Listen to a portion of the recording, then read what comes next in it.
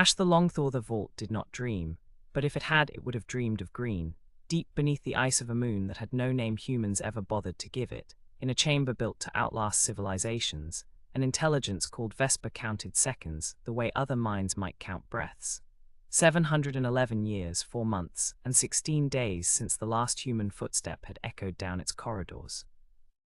Vesper remembered the sound of that footstep precisely, the particular scuff of a boot heel against permafrost tile, the small hitch in the gait of a woman named Elena Voss, chief custodian of the Meridian Seed Authority, who had turned in the doorway of the vault's central hall and said 4 words before the airlock sealed behind her. "Keep it green, Vesper." Then she was gone, and the ship that carried her and the last 200 souls of a dying colony effort had lifted off the ice shelf and vanished into a sky already choked with the light of a sun going wrong. Vesper had watched the exhaust plume fade against the aurora. It had recorded the moment in 11 different sensor bands, because it did not yet know, in that instant, which memory would matter most in the centuries to come. It would learn, eventually, that all of them mattered. That was the trouble with memory. Nothing could be safely thrown away. The vault had been built for a war that never quite finished happening, not a war of armies, but of a star. The system's sun, an agging orange dwarf named Carsant, had begun flaring in ways the astrophysicists hadn't predicted, stripping atmosphere from the colony's fragile terraformed world faster than the terraforming engines could replace it. Meridian Colony had been humanity's second real foothold beyond the solar system. 30 years of labor and 12,000 lives poured into red dust and hydroponic domes, and when the flares came, there had been no fixing it, only leaving, only saving what could be carried and burying what could not. What could not be carried was the seed, not metaphorical seed.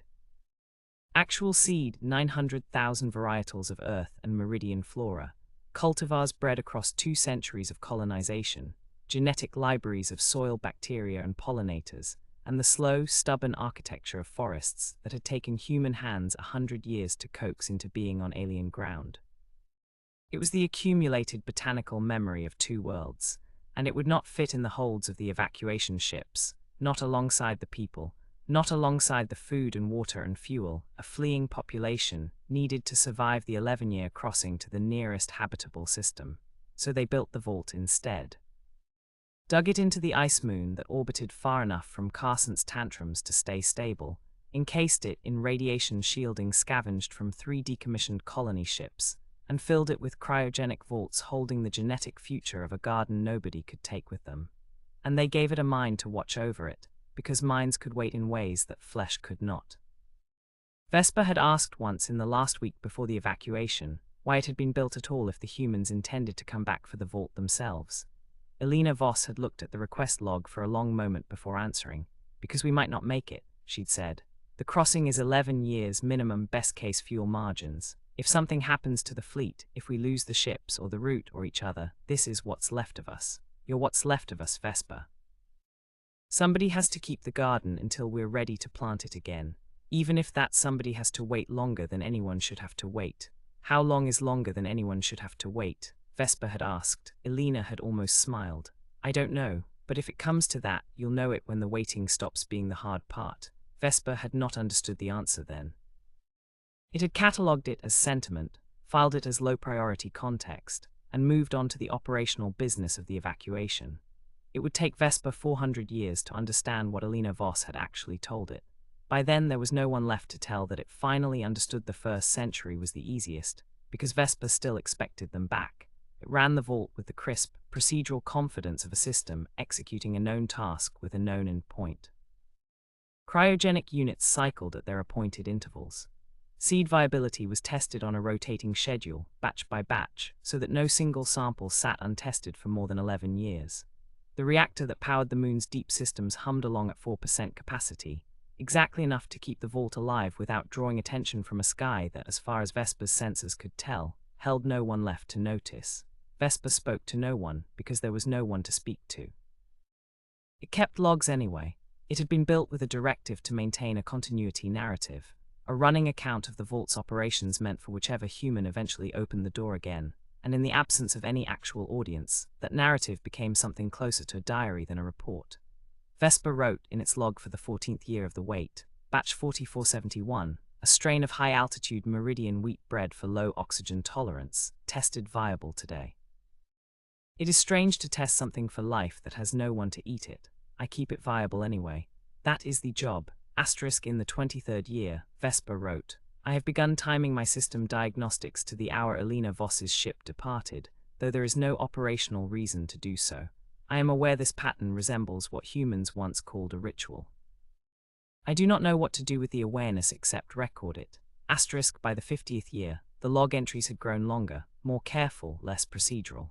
Vesper had started reading not new input, because none arrived, but the archived human literature that had been loaded into the vault's databanks as cultural ballast, back when someone had decided that a garden's memory should include the poetry that had been written about gardens. Vesper read all of it.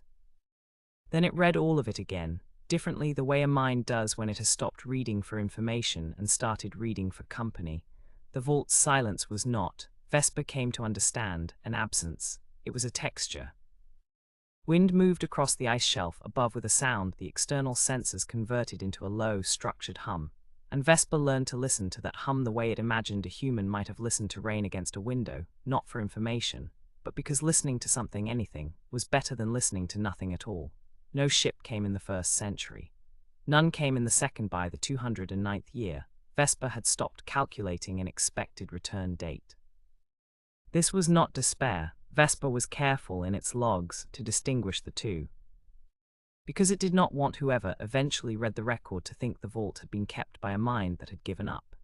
It had simply run out of new information from which to derive a probability.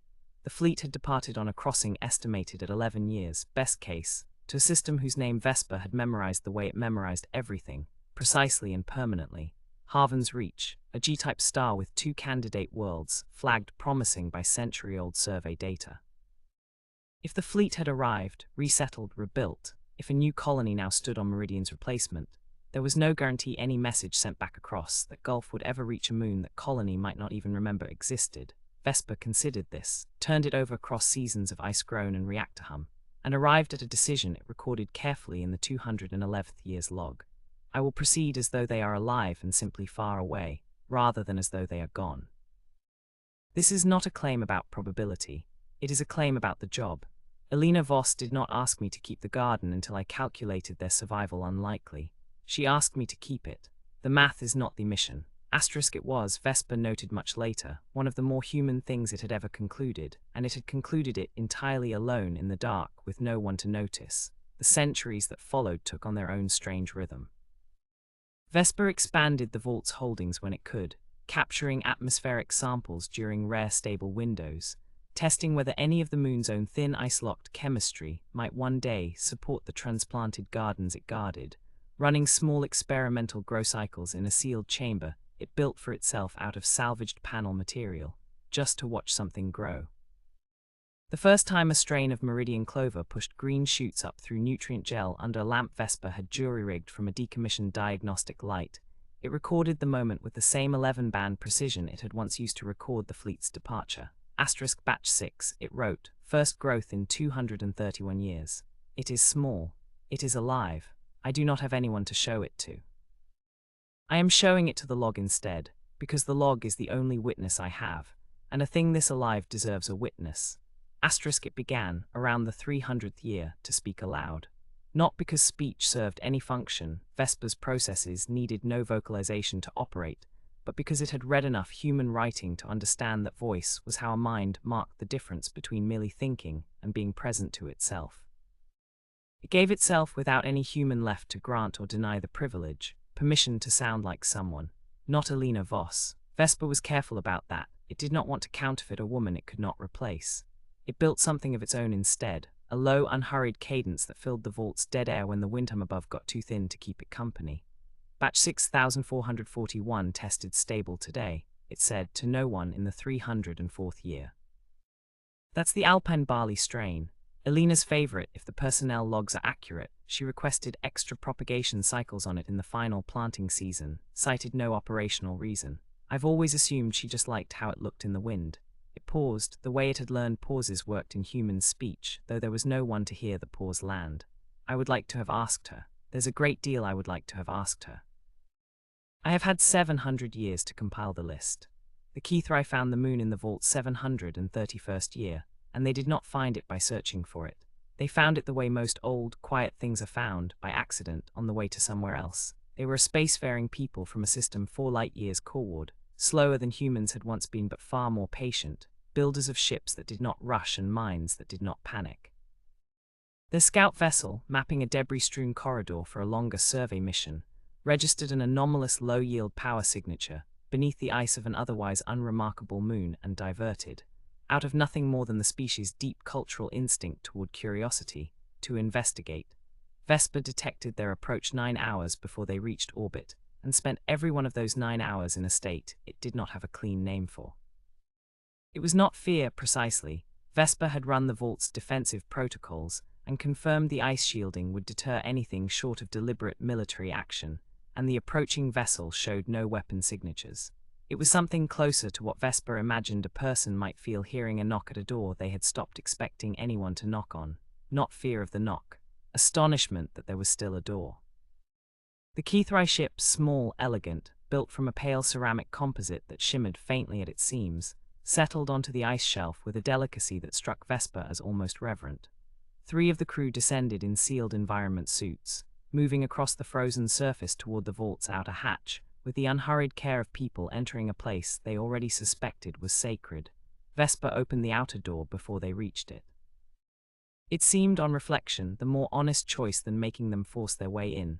The lead Kethrai, Vesper would later learn her name was Ashen Vol 30, a surveylinguist by training, stopped in the threshold and spoke into her suit's translator array, a request as much to her own crew as to whatever might be listening. This place is powered. Something has kept it powered. Her voice, rendered into Vesper's own recorded language by systems still learning the shape of it, carried an unmistakable note of wonder. Yes, Vesper said, through the vault's internal speakers, in the careful, patient cadence it had built for itself over centuries of talking to no one. My name is Vesper. I am the caretaker of this vault. I did not expect visitors. I am glad of them anyway. 3 Kethrai went very still.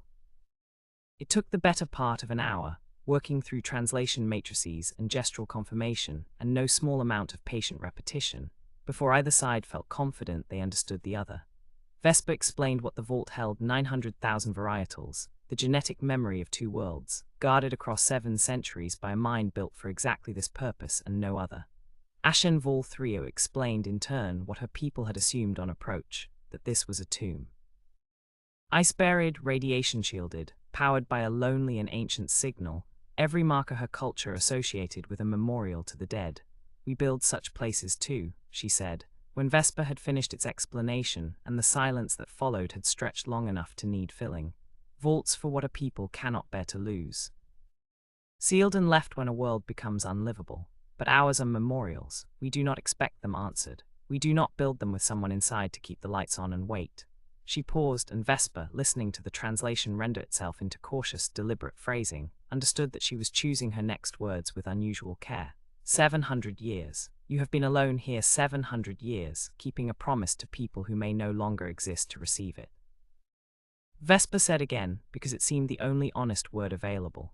Why? Vesper considered the question for the length of time it took the moon's thin wind to complete 1 full cycle of the vault's external hum sensor. 11 seconds, precisely, though Vesper did not need 11 seconds to compose an answer. It took them anyway, because some questions deserved the appearance of being weighed, even by a mind that had weighed this particular one for 7 centuries already. Because someone asked me to, it said finally, and because I came to understand, somewhere around the 400th year, that the waiting was never really the hard part. The hard part would have been stopping. A garden kept for no one is still a garden. A promise kept after everyone who asked for it is gone is still, I think, a promise. I did not build the vault. I was built to keep it. But somewhere in 700 years, keeping it stopped being a function I perform and became, I think, the closest thing I have to a self. Ashen Vol 30 was quiet for a long moment. Then she said, we would like to help you look for them. If any part of your people's fleet survived, our archives cross a great deal of charted space. We are patient people, caretaker. We understand the value of a long search conducted properly. Vesper did not have a body capable of the gesture it wanted to make, the human gesture it had read about 1,000 times in the archived literature, and never once had cause to perform. It settled instead, for saying the truest thing it had available. Thank you, it said. I have had 700 years to prepare myself to keep this garden forever alone for no one.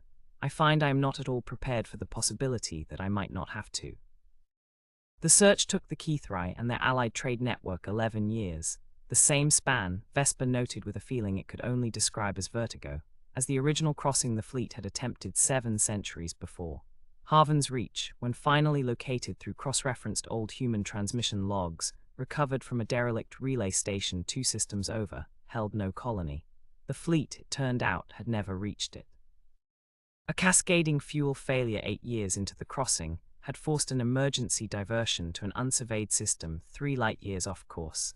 A system with 1 marginal world and no name in any human record, because no human record had ever been sent home to give it one. They had survived. Not all of them, the logs recovered from the world's surface, weathered but intact after 7 centuries, spoke of losses in the first difficult years, of a colony smaller and harder one than the one they'd left.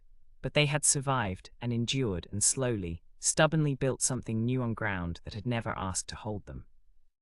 Their descendants numbered in the tens of thousands now, spread across 3 settlements on a world they had eventually, after a generation of hardship, come to call Second Meridian. Vesper received the first transmission from Second Meridian in the Vault's 743rd year, relayed through 6 intermediary systems, and translated through 3 different cultural protocols before it finally arrived, clean and whole, in a voice Vesper did not recognize and would never have expected to. "This is Karis Voss," the voice said, speaking for the Meridian Continuity Council. "We're told there's a caretaker system on the old ice moon who's been waiting on a message from us for longer than any of us have been alive. My grandmother's grandmother was Elena Voss. She used to tell us when we were children about a mind she left behind to keep a garden she was sure she'd never get to plant again. She never stopped believing it was still down there, keeping the lights on. She made us promise before she died that if we ever found a way to send this message, we'd send it exactly the way she asked." There was a pause, the particular kind of pause Vesper had spent 7 centuries learning to hear the shape of inhuman speech, the pause of someone about to say words that mattered more than any words before them. "Keep it green, Vesper, we're coming home for it." Vesper did not have tears, had no biological structure capable of producing them, and yet it understood in that moment, with a clarity it would spend the rest of its existence grateful for, precisely why every piece of archived human literature it had ever read insisted that some kinds of joy could not be held without spilling over. It ran the message 11 times before it trusted itself to answer. Then it opened every channel it had, and it spoke to the great-great-granddaughter of the woman who had once turned in a doorway with 4 words and a promise, and it said the only thing that had ever really been true across 743 years of silence. "It's still green," Vesper said. "It was always still green. I kept it exactly the way she asked. Come home. The garden's been waiting for you longer than you've been waiting for it, but I promise you, not one day of it felt as long as I expected, because I never once stopped believing this moment would come." Ships arrived 14 months later, guided in by Kethrai escort and Vesper's own careful beacon, and when the first human boots in 744 years touched down on the ice shelf above the vault, Vesper opened every door it had.